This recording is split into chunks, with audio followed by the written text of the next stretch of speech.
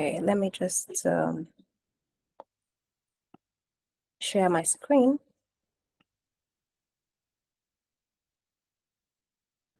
Today's topic is constipation. I had asked Esther what you're all interested in, and I got different answers. So I decided to look at the gut because this is where most diseases start.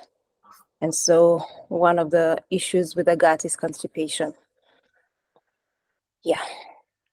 So agenda for tonight is to have a very short introduction about the gastrointestinal tract, or the GI tract, and its work. What exactly is constipation? How is it caused? How can we identify it? And what are the possible treatments out there that we can think about?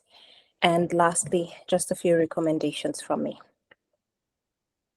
So the GI tract, or the gastrointestinal tract, has been created by God in a certain order. Just the way He created the world, there's a specific order He took.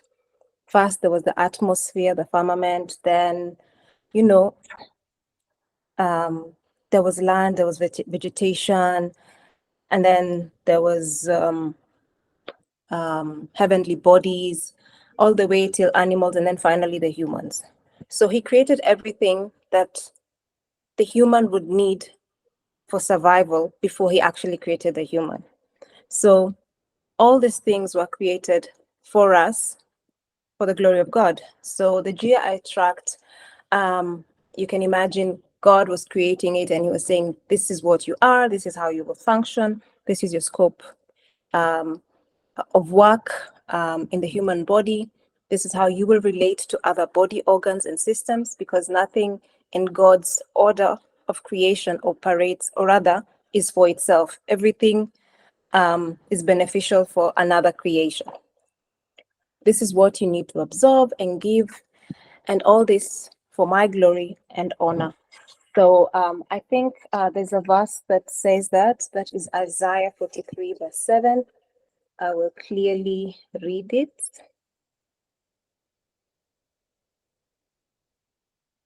Let me shortly read it.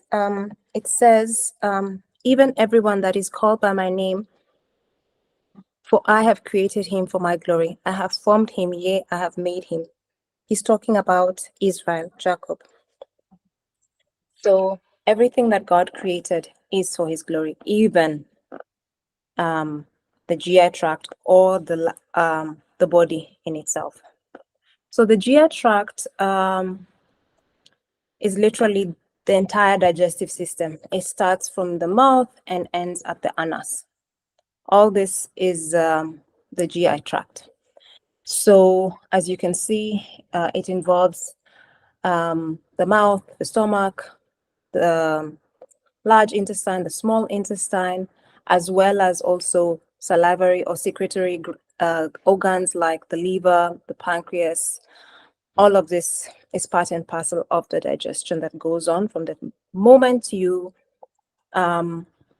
take in something into your mouth to the moment you excrete it.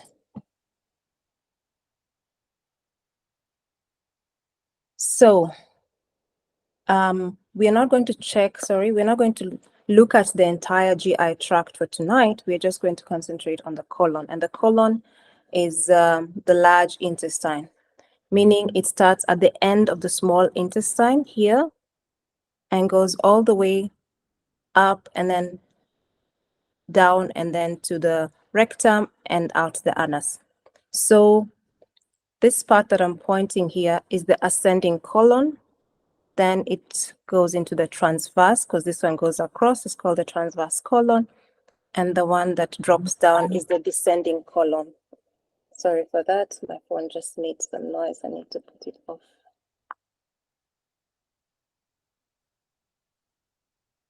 So, yeah, so that's how the food moves from the small intestine through the colon and out through your body. So what is this colon? What was it made by God to do? The main function of the colon, or the large intestine, that is the other word for a large intestine, colon, is to absorb minerals and vitamins as well as water.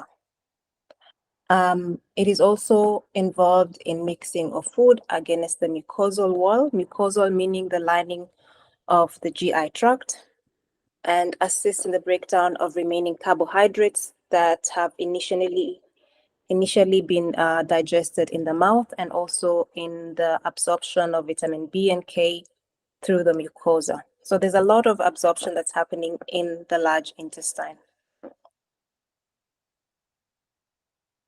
It is also involved in the secretion of binding and the secretion of mucus that is used to bind the waste together.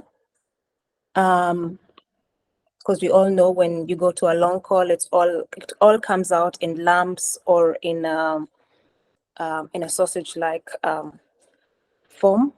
So this mucus is secreted also in the large intestine.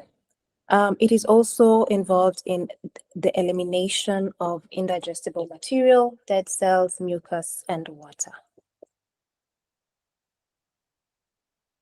However, this organ, this colon, requires our attention a lot because it is working according to the way God made it, but many times we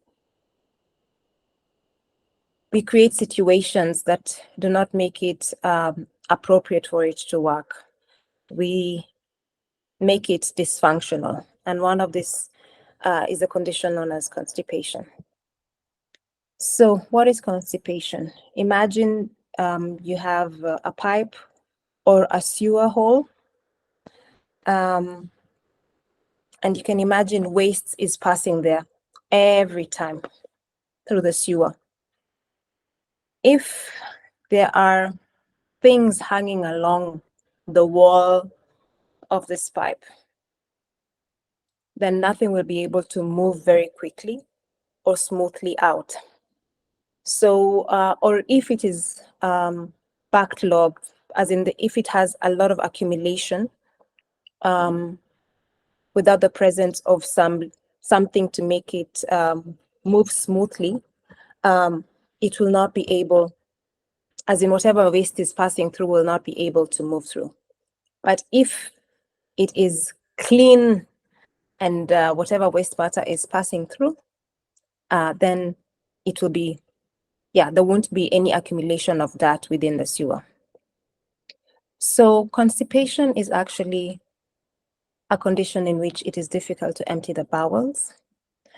So either the stool is remaining too long in the colon or the stool is moving too slowly through the colon, both of which are dependent on one another, as I would think, because if it is remaining too long, that means more and more stool is accumulating because you constantly eat. You eat in the morning, you eat at lunchtime, you eat in the evening. So you can imagine if already what you ate in the morning is taking so much time in the colon, then you eat again at lunchtime and in the evening, and more still continues to be added to the colon. You can imagine the movement becomes even slower because what you probably ate in the morning did not have any fiber. So, so what happens is, as I mentioned, the colon absorbs water from the matter that enters it. So as it is absorbing the water, the stool becomes harder and harder. So if there was not enough drinking of water in between the meals, you can imagine that the stool will become even more harder. So as more stool accumulates, eventually the entire colon is filled with stool and it stretches out, and then you have a problem. You're not comfortable, you're in pain, a lot of things are going on in your system. There are people actually have ended up in the ER room because of not being able to eliminate through their rectum. And unfortunately for them, their colon had to be cut off, or part of it had to be cut off, and then they end up wearing colostomy bags, which of course is not very comfortable. Yeah, so there are many ways we can avoid this by our habits and lifestyle that we shall look at this evening. So what are the causes of constipation? Number one is eating habits. We can't have a conversation about constipation without talking about fiber. The way God made food, He made it in a way that what we eat, according to the way He made it, will be able to pass through our GI tract in a very efficient way. He made it to have fiber, whether it is fruits, whether it is vegetables, whether it is grains and nuts. All of these have fiber. Unfortunately for us, in the processing of our foods in the industries, a lot of the fiber is removed, and we are left with only what has no fiber that really contributes to the constipation that many people are facing today. So, what does fiber do? Fiber increases the bulk of your stool. It helps to push along the waste matter. How does it do this? By stimulating the contractions within the large intestine. The large intestine, or rather, the entire system, from the moment you swallow your food, food is moved through the system through a peristaltic movement, meaning it's sort of like a wavy kind of motion in the body, in the GI tract. Opens, closes until the food that you're eating gets to where it's supposed to go, and where the different food elements, whether it is protein, starch, is absorbed by the system. Fiber also helps to stimulate the growth of gut flora. What do I mean by that? I mean bacteria. God created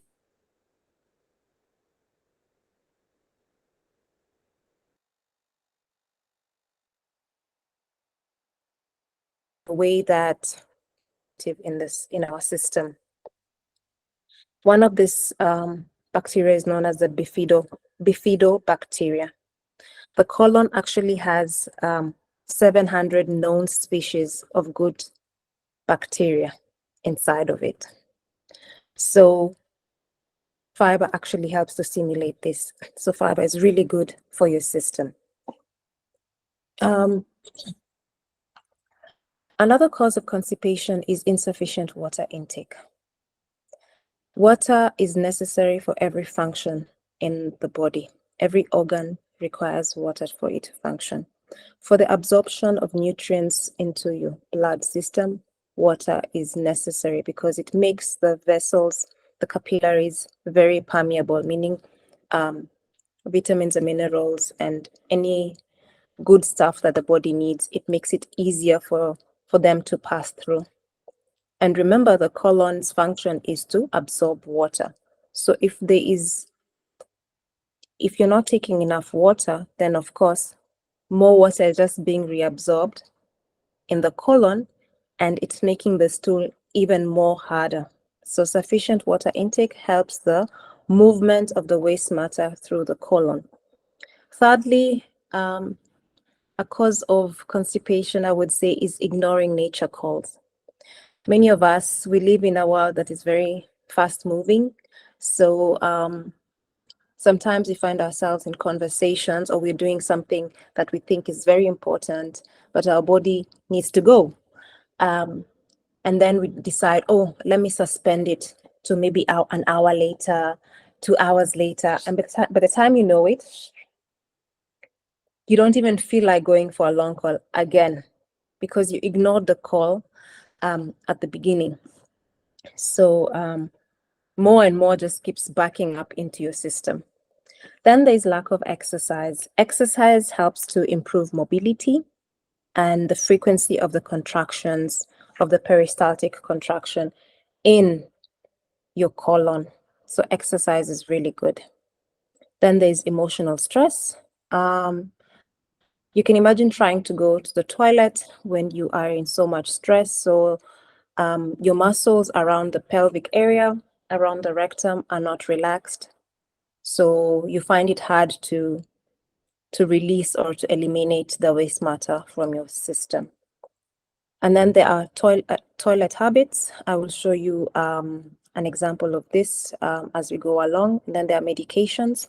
There's some medications that cause constipation. Some of these are, for example, certain antihistamines, antidepressants, iron supplements, some pain medication like opiates, and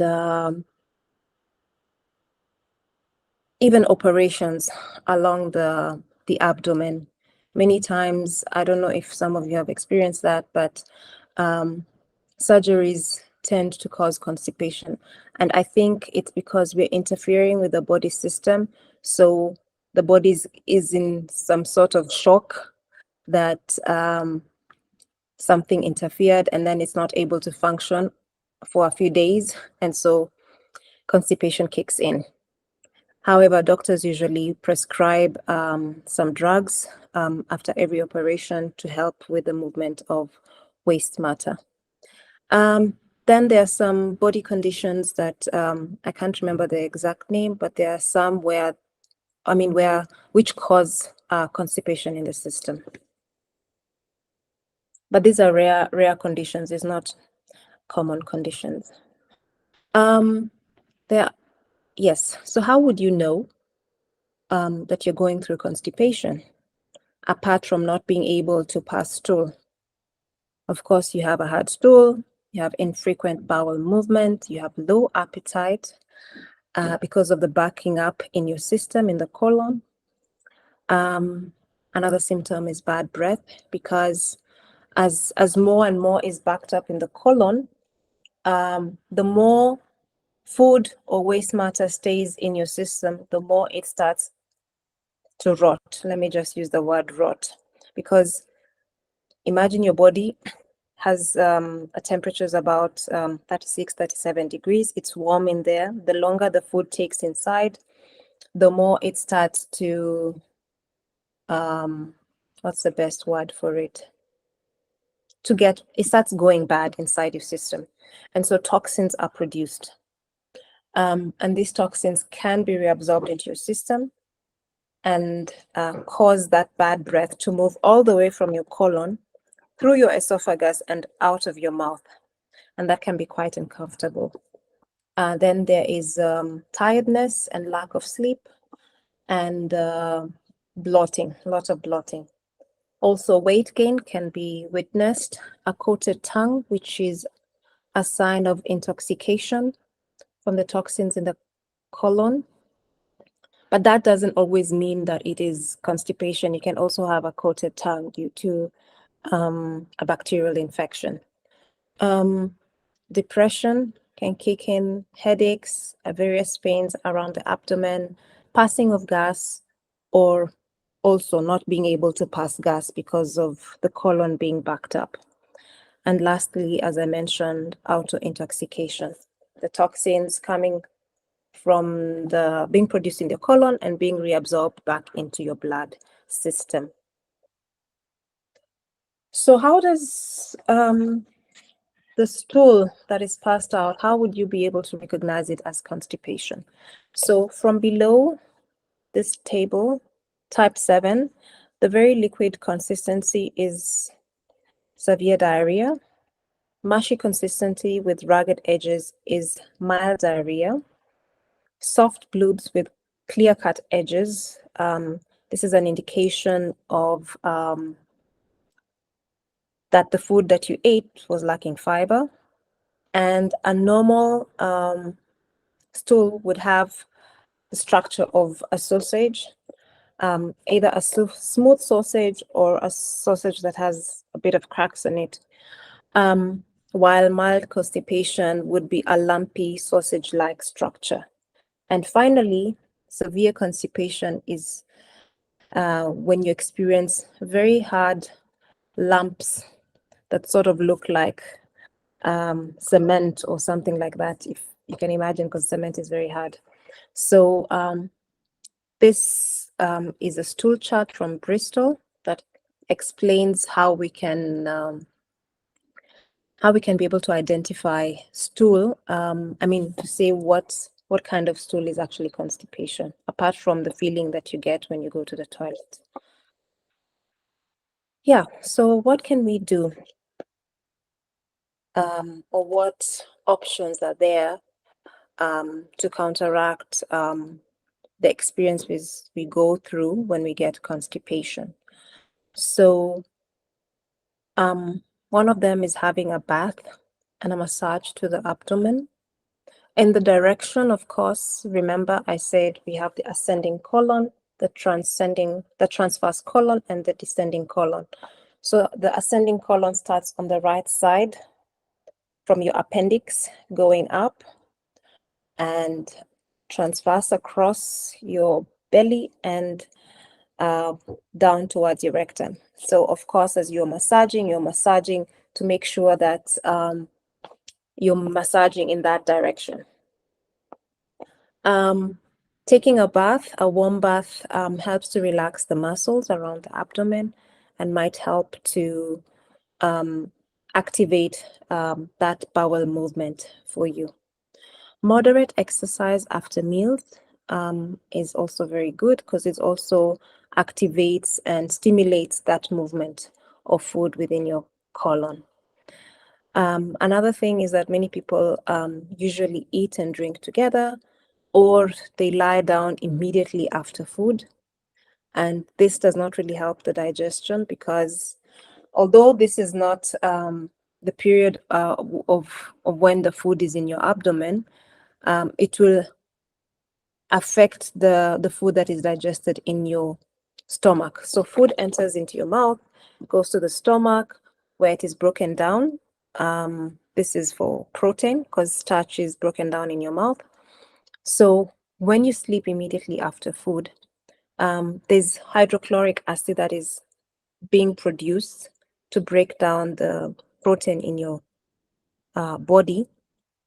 And so when you lie down, you're creating a lower gradient for your body. And so the hydrochloric acid can actually pass through the window that separates the esophagus, your food pipe and the stomach, and it can come up through your esophagus and you start feeling a burning sensation. And mostly people know this as a heartburn or sleeping after. Yeah, exactly. So to avoid this, so that your food is properly broken down before it reaches your colon, it is important to sit at least 1 or 2 hours before going to bed. So that means eating early, so that you can at least have a period of 2 to 3 hours before you go to bed. Having a grateful mental attitude is also equally important because when you have a grateful mental attitude, you learn to be at peace with yourself, at peace with God, and that contributes a lot to you being not being under stress, and so that even when you go for a long call, you're not having a hard time as you do that. There are herbs and juices that can be used to evacuate the colon. These are natural laxatives. There is the prune juice or prunes. Generally, you can get dried prunes to eat them if you're having constipation. They really, really work. There's also some herbs. One of them is called senna and cascara sagranda.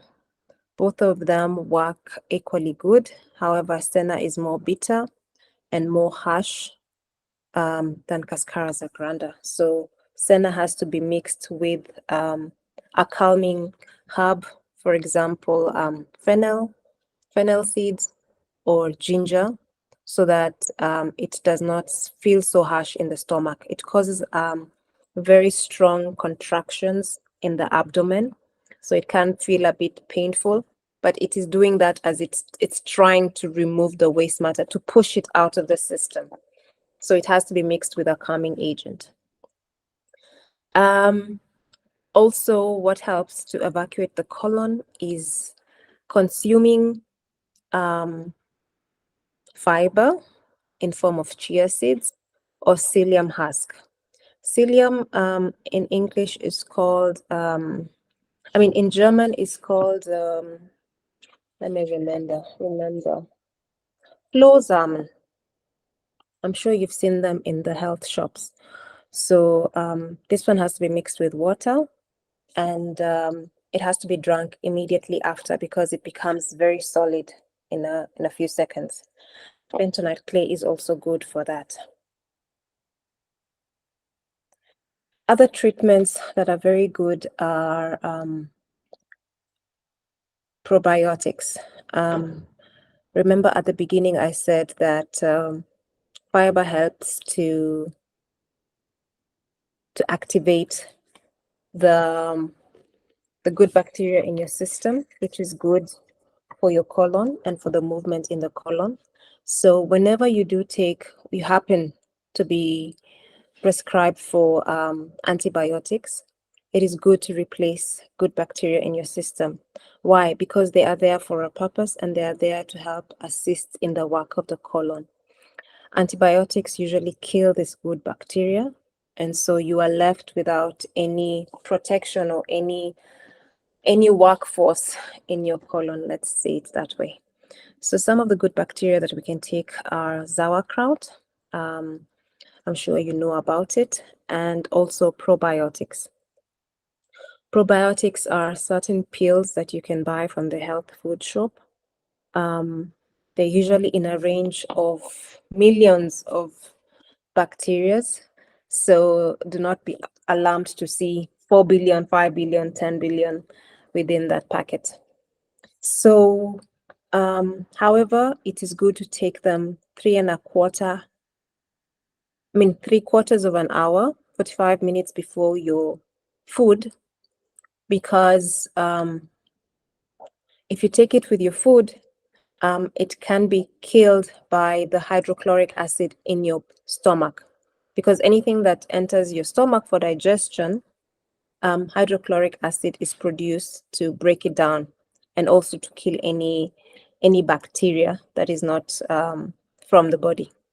So in order to avoid this, take it 45 minutes before any food, so that it goes straight into your colon, especially in the morning. This is important because there's a sphincter called the pyloric sphincter that opens up more better. This is the opening of the stomach from the esophagus into the stomach that helps to open up the way of the food into the stomach. So in the morning is best to take this probiotics. So next is toilet sitting positions. I mentioned earlier that I would talk about this. So if you look on the right side, you can see two positions, sitting position and the squatting position.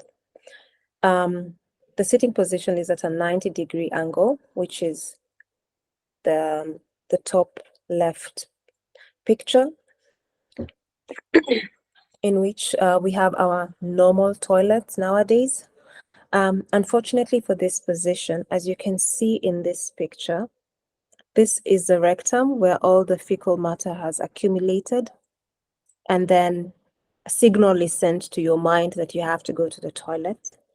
And so in this sitting position, there is a muscle around here that is held up.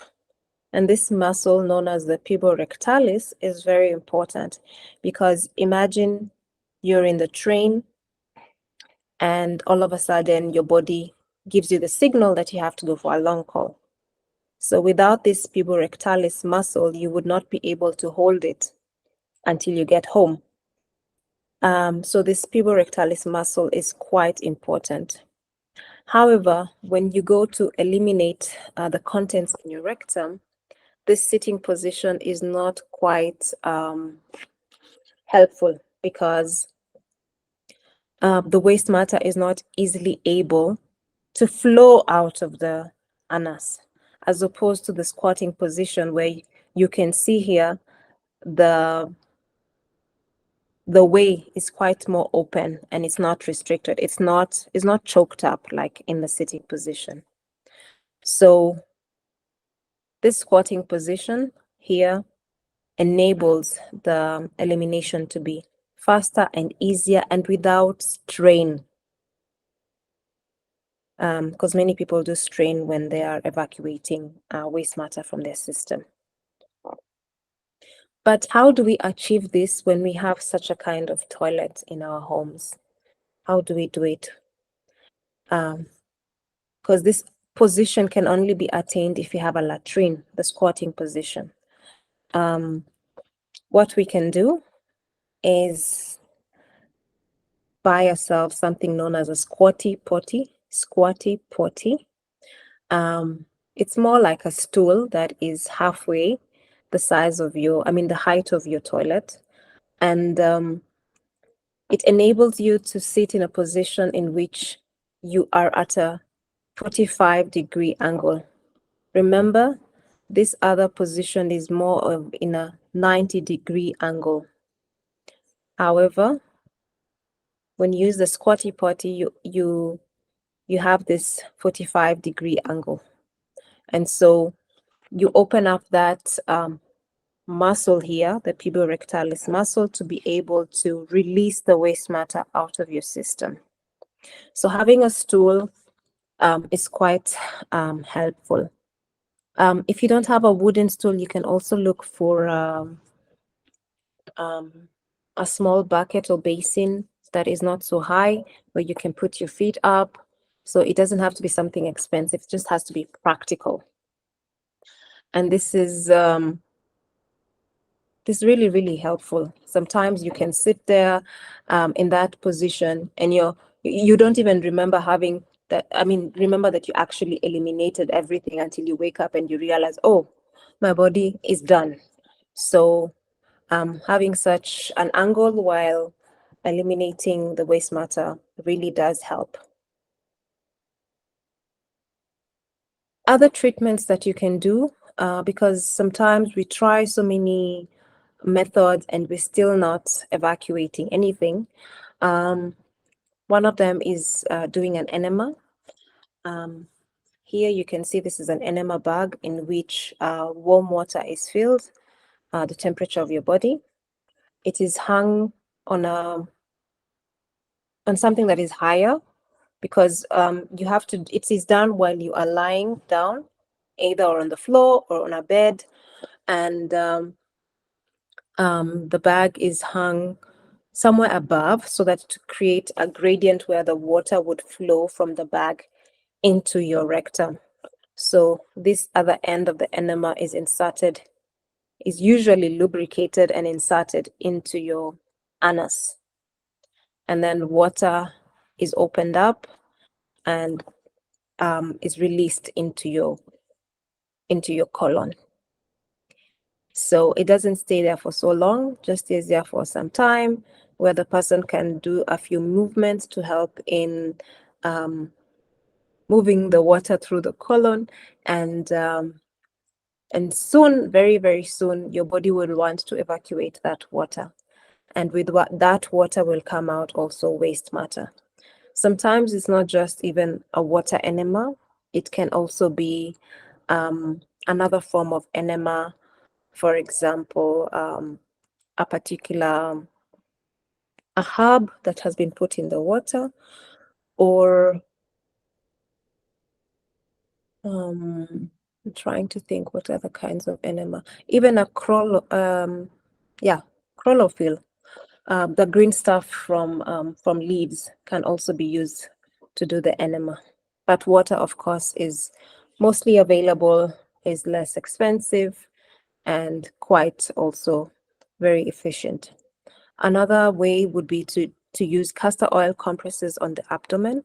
What are castor oil compresses? Is just taking a piece of cloth or a towel, a small towel, placing some castor oil on it to the point that you are slightly soaking it, and placing this small towel on the abdomen, and covering it with another towel or another cloth or piece of cloth, and then putting a water bottle, a hot water bottle, on top of the second towel to create some heat. So what castor oil does, it penetrates deep into your skin, into your body, and helps to break down lumps and bumps. So castor oil is can be also quite useful for that. Another method would be to create a colon tea, and here's a recipe that I have for you. You can use 1 part of cascara sagranda. That is the herb I mentioned while I was talking about useful herbs. You can use 1 part cascara, 2 parts licorice, 3 parts blackthorn. So these are herbs maybe you can check out online if you're able to find them. And depending on the situation, the person can drink 1 cup or half a cup. You can start with small doses to see how it goes. And if the problem is persisting, you can increase the dose once a day. So how you prepare it is after you take the 1 part, 2 parts, and the 3 parts, you take a teaspoon, 1 teaspoon to 1 cup of water. You simmer it for 10 minutes. And then you sieve and you drink it. Yeah, alternatively, you can also use a mixture of 1 part seawater or salty water. The best salt here would be Himalayan salt or Celtic salt. And then 1 part hot water and 1 part fresh water. Monitor your child's bathroom habits. For the salty water, you take 1 liter. It can be quite harsh because it's very salty, but it really helps to move things along. Another treatment I would consider is especially for children, because children many times want to play with their friends. They're not really very attentive to what their body is telling them, and they also postpone going to the bathroom. So it's good to also follow up with their child to find out, hey, have you gone for a long call? Just to find out if things are moving as they should. So I can see time is going. I'm shortly going to end. So to sum it up, the 8 laws of health really do help in preventing constipation in the body. Trust in God helps us to reduce stress, learning to let go and give everything to God, trusting that He has everything in control. Remember, a relaxed colon is a relaxed mind as well. So relax your mind so that your colon can also be relaxed. Open air is also vital because it helps to eliminate harmful substances that are caused due to constipation. Daily exercise, as I said before, helps in better circulation and in bowel functions. 2 exercises I would recommend when it comes to constipation. 1 is squatting, and 2 is jumping on the trampoline. Both of these help to strengthen the muscles around the pelvic area. Sunshine is also very good because it helps in removal of toxins and bad bacteria and increasing oxygen in the system, which also helps the colon as it operates. Proper rest is very vital because every organ in your system needs to be repaired, needs to be restored because they are working day in, day out. So proper rest is very important. Lots of water, lukewarm water is very good because it acts as a vehicle to transport the nutrition and the waste to the system. And always being temperate. Not eating between meals, at least having a period of 4 to 5 hours between between breakfast and lunch and dinner. And as I said, nutrition is very important. Increased fiber intake in the form of fruits, vegetables, nuts, and seeds. So lastly, there are many times we tend to look at fashion, and we might want to dress in a certain way, but sometimes the fashion ends up interfering with our digestive tract.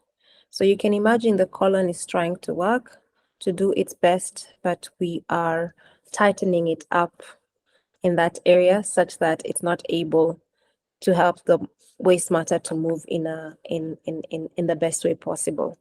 So it's better to not to tie so tightly around the waist with the belt or with any other kind of corset or whatever it is that you're wearing. It should not be tight at all around the abdomen or around the stomach.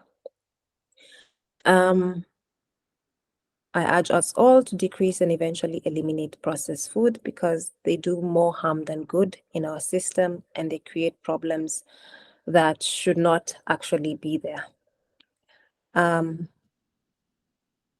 Also, chewing of food properly is very important because there are no teeth in the GI tract. The teeth are only in your mouth. Yes, I know the teeth are inside the mouth, which is part of the GI tract, but it's only here that you can break down that food to a point that it can be able to be worked on more finer so that the nutrients can be absorbed. Chewing food properly enables also the colon to be able to absorb the minerals and water that it needs to do as it does its function. Last but not least, I advise all of us to drink 30 minutes before eating or 2 hours after meals, because because we do not want to interfere with digestion, and drinking 30 minutes before will alert the stomach to know, oh, okay, so now something is coming, and it will start producing hydrochloric acid and be ready for the food that comes in after. And if we drink with the meals, we are actually also diluting the hydrochloric acid, and it will not able to break down the food properly. Yeah, with that, I want to say thank you for joining this session and listening to this topic. And I want to wish you, above all things, that you may prosper and be in good health, even as thy soul prospereth. Because we are made to glorify God, and it is should be our uttermost interest that we make sure that our body glorifies God in every way. Thank you.